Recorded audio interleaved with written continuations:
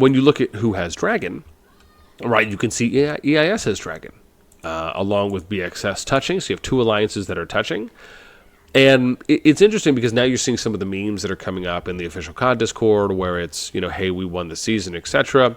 When I look at the lay of the land, I don't really see a clear winner. All I did was offer a different perspective on, if you're looking at the map visually from an overhead, an argument can be made that because it's essentially a stalemate, no one has really won.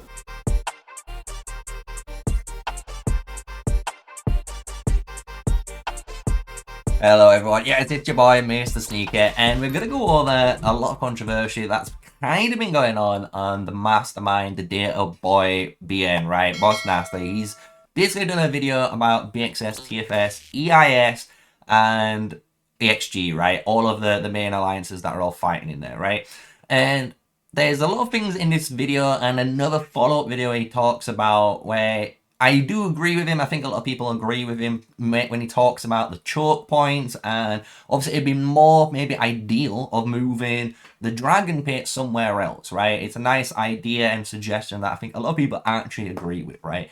But what I think the large portion of everyone that has a big L take basically in the BN book is, as you can see from the intro, and I've got a few more clips to talk about, and I'm going to go through as well some of the timeline and some of the data so you can see if it is a stalemate or what, because you're going to have my whole opinion on this whole too, because I do disagree with what he's saying here with a lot of these clips, right? So we're going to play the first clip first, and then I'll talk about what I disagree with in this first bit, and then we'll go through each of the other clips. When you look at who has Dragon, right, you can see EIS has Dragon, along with BxS touching. So you have two alliances that are touching. And it's interesting because now you're seeing some of the memes that are coming up in the official COD Discord where it's, you know, hey, we won the season, etc. When I look at the lay of the land, I don't really see a clear winner, right? I mean, sure, getting Dragon for first occupation, holding Dragon for end of season, is great. It doesn't mean that's the only factor for end of season rewards or the only thing that's going to give you anything for end of season rewards, right? It will give you something extra if you don't have it, along with being able to miss out on those first occupation rewards. And so yeah, that's the clip, right? So that's the one thing that I think everyone is already question marking and raising eyebrows with, because the way he's phrasing this, and this is the one thing which I think BN himself believes he probably could have worded this better in you know, hindsight, right? It's more of the fact that he says that the Dragon and the rewards for Dragon doesn't accomplish anything, doesn't give you anything extra at the end of the season, but it does, right? It's the whole point of a season. The whole point of a season is to capture the Dragon at the end of the whole point, hold the Dragon, so you have obviously this better behemoth which gives you better war buffs, and you got an extra behemoth to summon in war.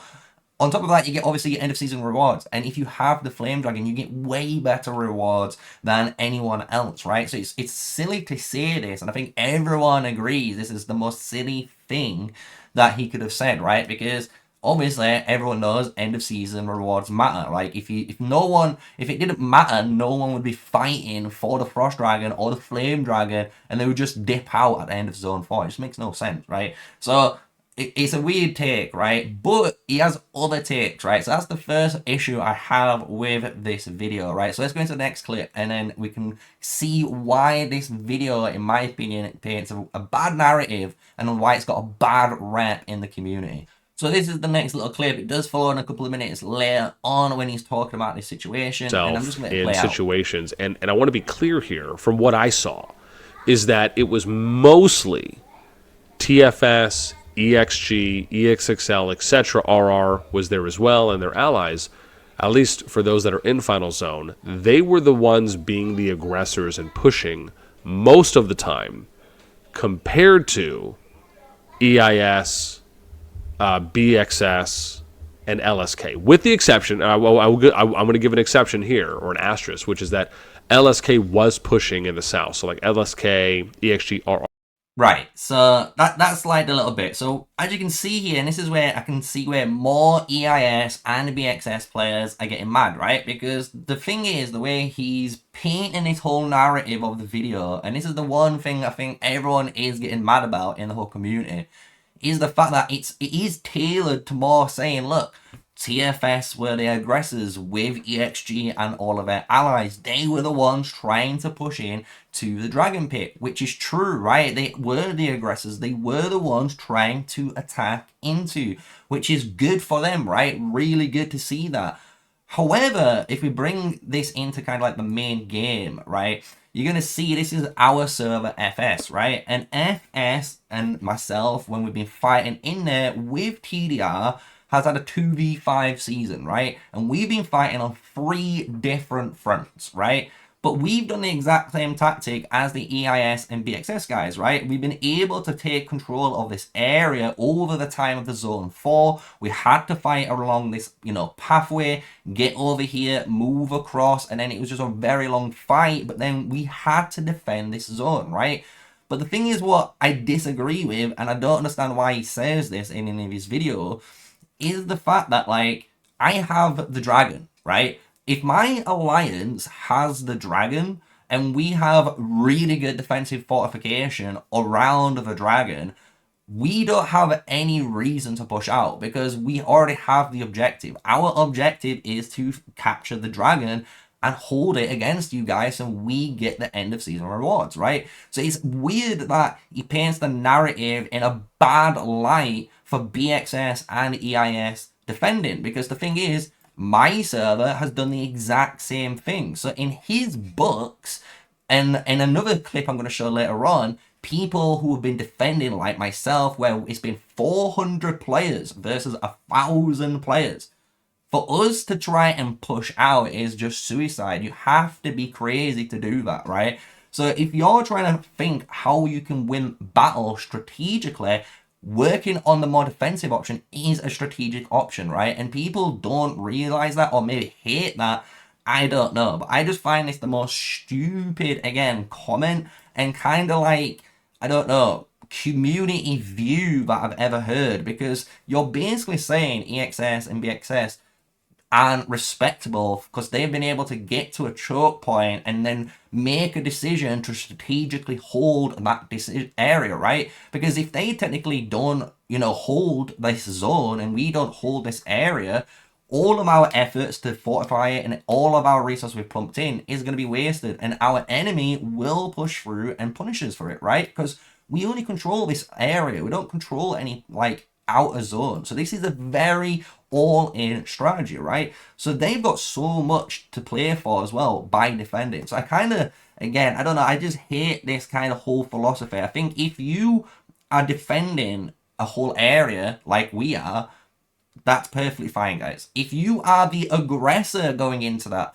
it's perfectly fine, guys. Everyone needs to have a defender or an aggressor. You can't both be super attacking at the same time. It doesn't work like that. One of you is going to be out, numbered than the other at any point at given time. So it always relies on someone being in more of a defensive position, maybe winning in a battle of attrition, and then you push through when you've got the numbers advantage, right?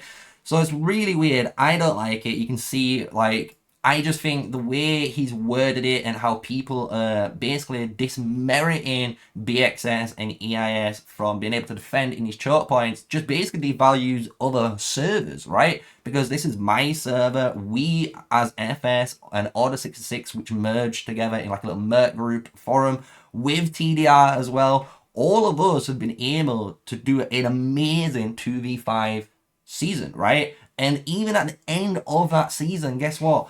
Dora and HRN wasn't salty, guys. They were not mad about it. They were like, you know what? You guys defended so well. Whenever we wanted to push, you would drop 20 to 30 cities there. You would defend it, right? You give us a good season. So I don't understand why this can't be the same thing in this other server. It's a little bit weird to me, right? So we're going to go into the next clip. and we'll see how this kind of develops, and then we're going to talk a little bit about actually the timeline of the actual BxS TFS war, and I've got some data to show you as well, so you can just make yourself, you know, your mind up. Was it a stalemate, or did BxS EiS win, or did TFS win in your eyes? It's all on you. So then the problem comes when I've seen as the second video, right? And I've watched the second video, and I love this second video, especially with Oddy as well, because there's one clip I've got afterwards, which includes Oddy and another person talking. I actually love the initial response to Oddy, because it's so funny, because it is just a weird-ass question that gets asked, right? But here, this is the second video, right? And it's basically BN trying to, I don't know, talk or reword, justify what his point of view was on the situation, right? But what a lot of people, again, are seeing it is a double down, right? They're seeing it as just BN double downing on what he said. And he does claim in chats and other areas that he never said that, you know, no one won or this person, you know, did better. Or, but you could see in the footage, even I just been able to clip up together. And if you watch the full video, the whole narrative is painted to one side over the other, which is why I think a lot of people are upset. So if we play this is going to showcase, again, like, I think why more of the community are getting a bit upset with BN on the second reply video he brought. Commented or, you know, felt a way that they did. I just don't think those particular individuals, you know, really either A, watched the video at all. They didn't, yeah. B, they watched it up to a certain point, and because they either didn't watch it, or basically because they didn't watch it all the way, the hurdle there is that they weren't really able to fully grasp where I was coming from. So this happens to me all the time, right? And I'm not going to lie, I don't get the way he's done this, right? But he's basically saying to people, because you haven't watched the full video, you don't understand the full video. And the thing is, I deal with this on a daily basis. I'm not going to lie, people come into my comments, say something, and I'm like, have you watched the full video? Because if you watch the full video, that is answered in the video, right? And other people in my community say the same thing to those comments, right? So it happens, right? But the problem is, he doesn't address the actual, you know, claims, right? People are saying, like, look, the way you are phrasing this whole term is saying, like, if you don't hold dragon at the end of the season, you don't win. And the fact that, like, he's saying, to me, he's, like, gaslighting those players that are saying, look, if you hold dragon, you win the season. The whole game's called Call of Dragons. It's not called Call of, you know, zone 1 or whatever, you know. It's not how the game goes, right? And the thing is, like, it's sad to see, but the next clip is one clip which I don't know who the other individual is, but I know the other person myself because I speak to him all the time, which is Oddy. And I do love Oddy's initial response. And then obviously Oddy gets asked the question again, right? And this is where I kind of find a little bit of where you're taking stuff which is, people say, objectively true, and you're making an actual, like, subjective view, you know, factually. So the way what I'm trying to say is, some people, including BN at the times, will be saying statements more as a subjective point of view because he's looking at it from an observer's outsider view. But then when he sometimes says objectively, there's a stalemate, objectively, the flags haven't been built, objectively, this hasn't been, you know, area hasn't been pushed, so I can objectively say it's a stalemate, doesn't really warrant it, because that's not how the game works, right? If you look objectively in the game, and we was going to again look at my area, well, objectively, we was able to hold off and defend 5 alliances by holding this area, right? That is objectively what's happened. And the same on the BxS and the EiS server. They've objectively been able to withstand and hold out every single day on these choke points, right? But that doesn't obviously justify anything, right? What I'm just trying to say here is, like, look, it happens, right? Defense is part of the game. You can't be a hater for people defending in Call of Dragons, because right now, especially right now, and like I said at the beginning of the video, and if you've made it all the way to here, I've already said it, Yes, choke points are OP, and yes, the game does favour the defenders over the attackers. But that's like that in history. Like, nowhere in history the attackers have ever generally had an advantage over a defensive siege, because you have you have the advantage of a massive fortress or a massive defensive structure, right? So it is what it is. Hopefully, we might see some changes in the future, right? Which will make it a little bit more easier. Maybe they open up the choke points so it's a wider gap, not such a tight entrance. That'd be really good, right? But we've got one last clip I want to talk about, and this is the last bit, which honestly, probably tickled me or ticked me off the most out of anything out of all of the clips, was just how people are perceiving this situation and trying to address the question, but from an emotional perspective compared to like a data perspective. So the last clip I want to go over is a conversation between Oddy and someone else, and he asks him this question, and to be honest, he doubles down on the same question, which I just find stupid. But it's basically, do you find people who defend respectable? That is the basic question, or as he calls it, surviving, which is, I just find such a petty way of talking. But I'll let the clip play, because Oddy, being the man of the hour and honestly one of the greatest and just normal human beings alive there, gives you the most truest response to this question. Sure. Well, let me ask you a question. Do you respect someone who attacks, right? Just doesn't care, he just attacks. Or do you respect someone who just tries to survive? I don't know what type of question this is, Gary. So the question, he literally says to him, do you think someone who doesn't care and just continues to attack is more respectable than someone that's just surviving? Like, what is that as a question, dude?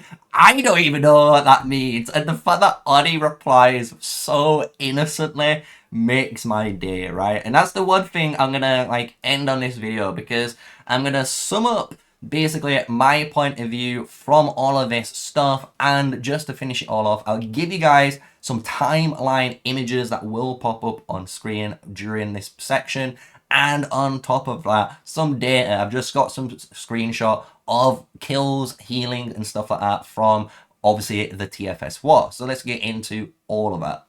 Right, so let's go over everything, right? Because it's been a drama-filled video. I know a lot of people have said a lot of stuff, but simply said, I think BN's point stands true on what his initial video idea is about. So if you've watched the whole video, you know what I'm about to say.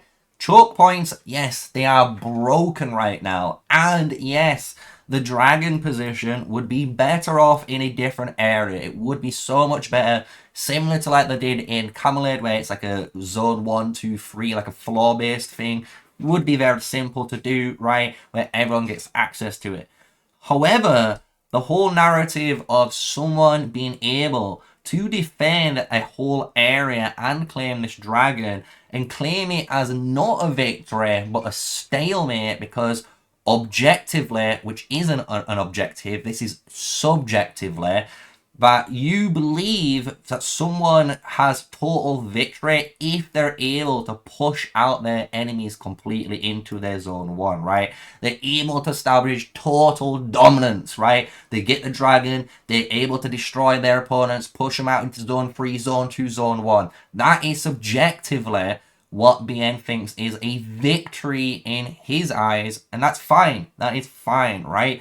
But it's not what people believe, right? Some people believe if you hold the dragon and you control the dragon for the whole season or for whatever season duration, and you get that end of season rewards, and you know next season you get everything that you need, you have won Call of Dragons. And it's as simple as that, right? Nothing too crazy, right? I think everyone can agree on that to finish this video, right? Because if you don't, I'm just going to say, you're probably disrespecting every single member that's fought in my alliance here in FS with the TDR guys, and even the Dora, HRN, KPT, MAP, NE5, all of those players that were trying to fight us on 3 different fronts, all of their efforts basically wasn't worth anything because in your eyes, you know, our defense isn't respectable, right? So I just kind of find that the most copper out and silly emotional argument that has no substance, right? So with that, what we're going to do is just showcase some images, right? So this first image I'm going to showcase is the timeline. So this is basically a decent rough timeline of what actually occurred during this whole TFS EXS, you know, EXG, everyone, BxS, you name it, everyone's in here, right? This is what happened. I'm going to leave it on screen for you, so at any point in time you can pause this video, and if you want to talk about any of the points again, or if you want to just correct some of these bullet points, you can just put a timestamp with the comment and just, you know, put your point, right? But this is basically the info that I am aware of, and even when I've gone back and checked out live streams from Hulkston, and even like Guns, and even some of the BxS crew, because they do stream and do their own YouTube channel themselves. Big shout out to those content creators out there, right? It all lines up, right? It all lines up. So this is basically something that I do have pretty good faith in, and I'm not going to call BS. And you can even see where TFS is taking some good trades, right? They're taking out of the north and eastern pass, and they're pushing through into, you know, Afrian and all these different types of, you know, areas. And you can see even where bad decisions happen, right? TFS in EXG break Union, EXG build south to help EXS, and RR fire LSK. This is the one thing that BN mentioned in his video, right? But you can see all of this is all there, right? So if you're wondering what occurred, that's your image. But now to finish things off, and this is where I want to try and get more of this data, and if I can, and if you want me to do a follow-up video on this, I will. But we have some data on the kills. So this is the merit gained, troops killed, and troops healed, and this shows you the KD, right? So this is obviously the kills to death ratio, and this is from March 14th to March 25th, basically the last major fighting that's all been occurring.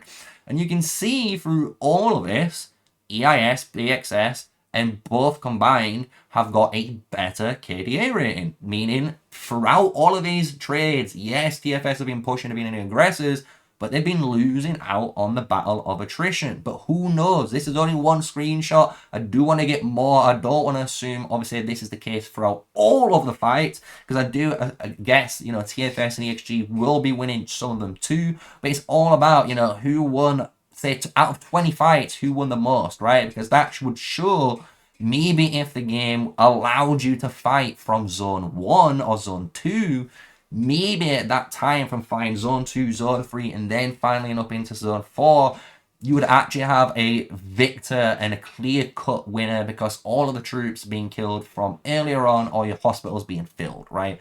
So that is today's video. I hope you guys enjoyed it. No hurt to anyone here. Obviously, a big shout out to BOSSNASTi. Keep up the good work, dude, because you do all the data analysis in this game that I know everyone in the community, even myself, thanks you for.